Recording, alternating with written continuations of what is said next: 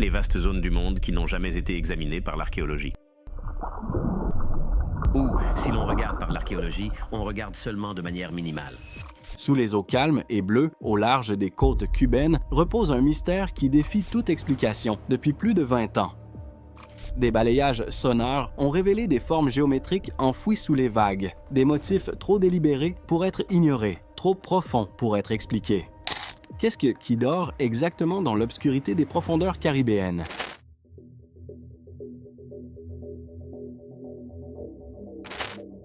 Le mystère sous les vagues cubaines. Au large de la côte ouest de Cuba, là où les eaux turquoises peu profondes cèdent la place au silence bleu profond des Caraïbes, un signal sonore a un jour révélé quelque chose que personne n'a pu expliquer.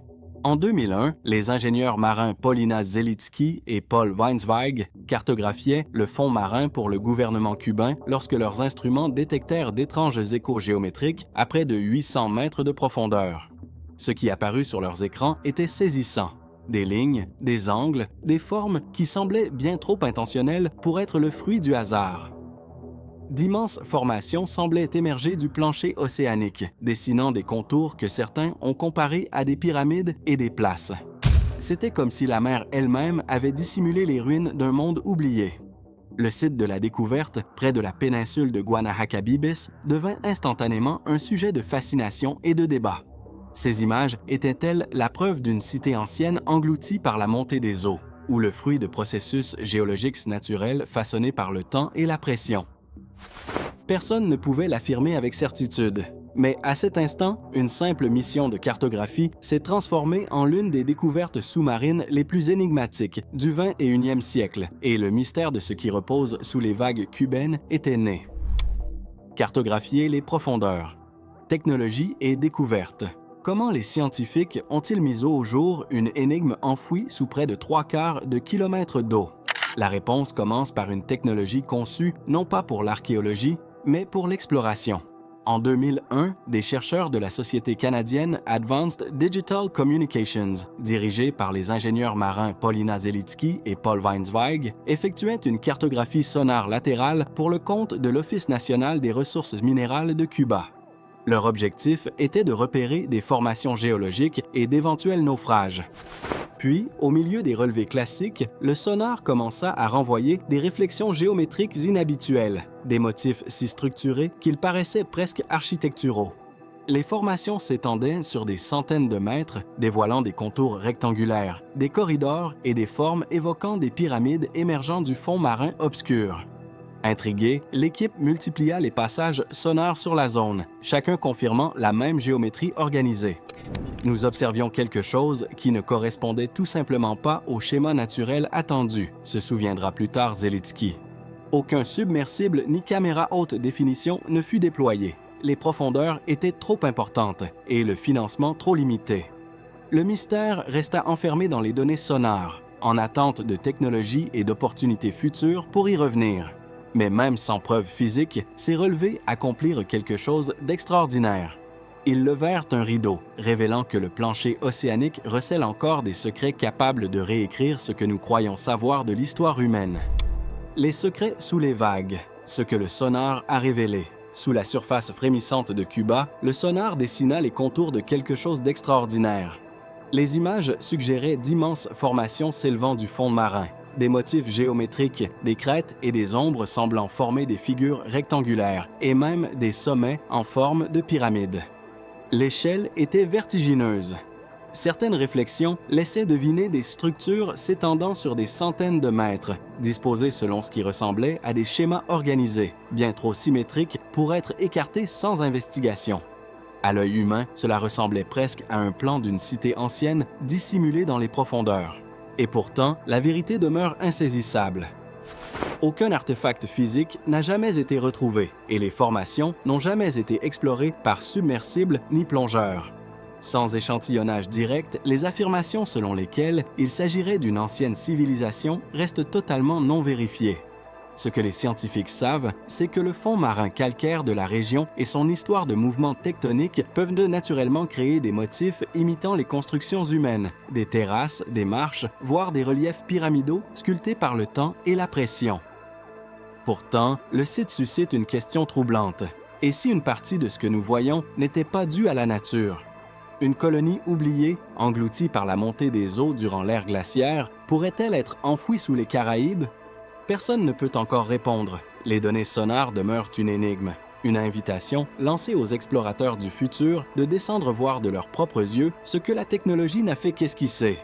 Pour l'instant, la formation sous-marine cubaine reste à la fois un mystère scientifique et un rappel. Parfois, l'océan garde trop bien ses secrets. Une sensation mondiale. Comment le monde a réagi? Lorsque la nouvelle de la découverte sonar est remontée à la surface fin 2001, elle s'est propagée plus vite que les chercheurs ne l'avaient imaginé. Les gros titres du monde entier proclamaient « Une cité perdue découverte au large de Cuba » et « L'Atlantide retrouvée dans les Caraïbes ».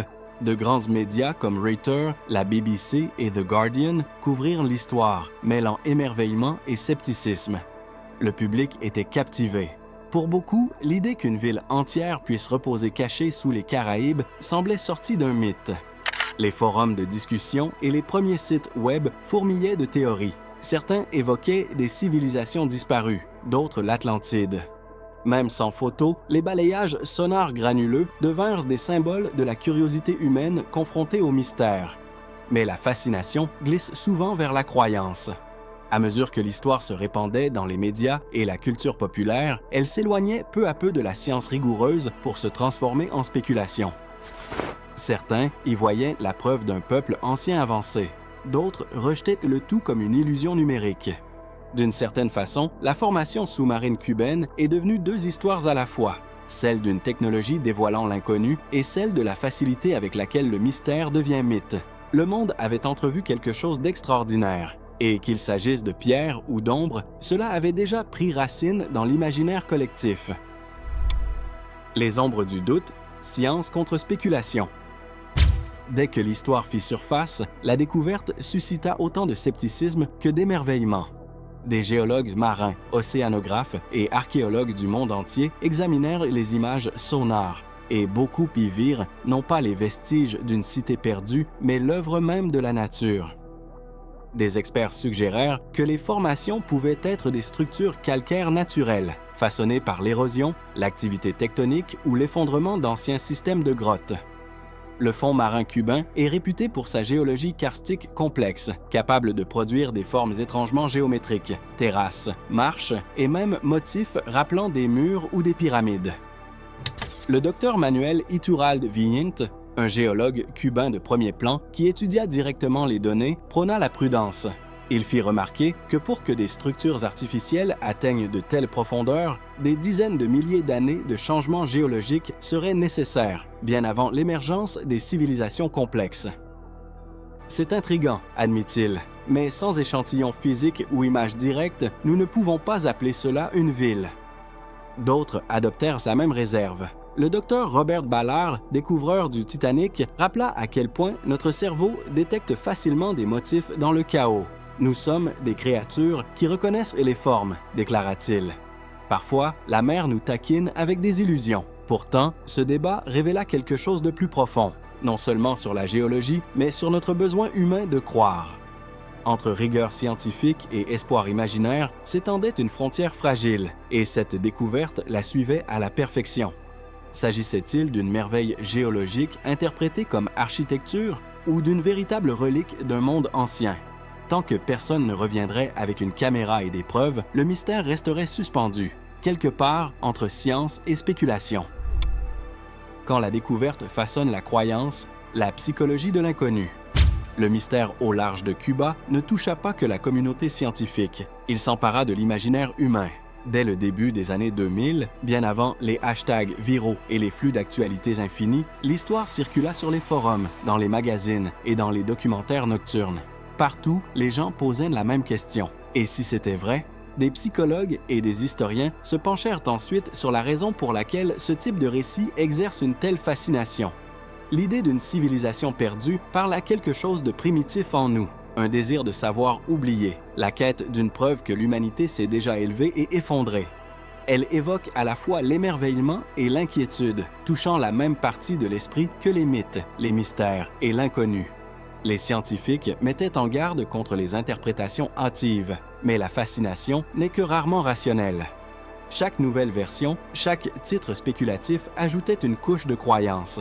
Pour certains, cela éveillait la curiosité. Pour d'autres, une forme d'angoisse, un rappel discret que tant de choses sur la Terre restent encore cachées sous des vagues que nous avons à peine explorées. La formation sous-marine cubaine devint plus qu'une énigme scientifique. Elle devint un miroir, reflétant non seulement les secrets de l'océan, mais le besoin humain de trouver du sens dans le mystère, même lorsque les preuves restent hors de portée. Entre émerveillement et raison, leçon venue des profondeurs. Depuis les premiers échos sonars en 2001 jusqu'aux débats qui s'ensuivirent, la découverte sous-marine cubaine demeure une étude puissante de notre réaction face à l'inconnu. La technologie avait étendu notre regard jusque dans les ombres les plus profondes de l'océan. Mais ce que nous y avons vu nous a rappelé quelque chose de plus ancien que la science, notre instinct d'émerveillement. Mais l'émerveillement, sans limite, peut dépasser la vérité. À mesure que l'histoire se répandait, les interprétations se multipliaient. Certaines ancrées dans la géologie, d'autres dérivant vers le mythe. Les scientifiques prônaient la prudence, les journalistes recherchaient la clarté et le public cherchait du sens. Entre eux s'étendait ce pont fragile reliant la curiosité à la preuve. La leçon reste intacte. La technologie peut révéler des mystères, mais c'est l'humilité qui permet de les comprendre. Chaque impulsion sonore, chaque hypothèse doit être portée par la précision autant que par la patience. Pour chaque découverte qui enflamme le monde, il faut aussi la discipline de se demander « Que savons-nous vraiment et qu'espérons-nous simplement trouver ?» Les formations sous les vagues cubaines nous rappellent que l'exploration ne consiste pas seulement à dévoiler le passé, mais à apprendre comment l'interroger avec sagesse. En équilibrant émerveillement et raison, nous découvrons non seulement les limites de la science, mais la profondeur de notre propre curiosité. L'héritage sous-marin, ce que le mystère nous enseigne encore. Alors que les vagues poursuivent leur danse éternelle, au-dessus des Caraïbes, le mystère qui repose en dessous reste irrésolu. La découverte sonore au large de Cuba n'a jamais révélé une civilisation perdue, du moins pas encore, mais elle a mis au jour quelque chose de tout aussi profond, l'immensité de l'histoire terrestre encore dissimulée sous la mer. Loin de réécrire l'histoire, le site nous rappelle à quel point notre savoir est encore incomplet. L'océan recouvre plus de 70% de notre planète, et une grande partie demeure non cartographiée, inexplorée, inexpliquée. Que les formations près de Cuba soient le fruit de la nature ou les vestiges d'un monde ancien, elles symbolisent les frontières que nous n'avons pas encore franchies. Au-delà de la géologie ou de l'archéologie, cette découverte a transformé notre façon de concevoir la découverte elle-même. Elle a montré comment la science, les médias et l'imaginaire peuvent s'entre-aisément s'entrelacer, parfois en harmonie, parfois non, pour façonner ce que le monde croit. Au final, le mystère sous Cuba dépasse la question de la pierre et du sonar. Il est un miroir de notre curiosité sans fin, de notre soif de comprendre le passé et de cette ligne délicate entre la preuve et la croyance. L'océan garde encore ses secrets, et c'est peut-être cela, plus que toute découverte, qui nous pousse à chercher toujours plus profondément. L'océan garde bien ses secrets. Qu'elles soient art de la nature ou traces d'un monde oublié, les formations au large de Cuba nous rappellent combien nous savons peu. Chaque question sans réponse nous attire plus loin, dans l'eau, dans l'histoire, et dans le mystère qui persiste encore.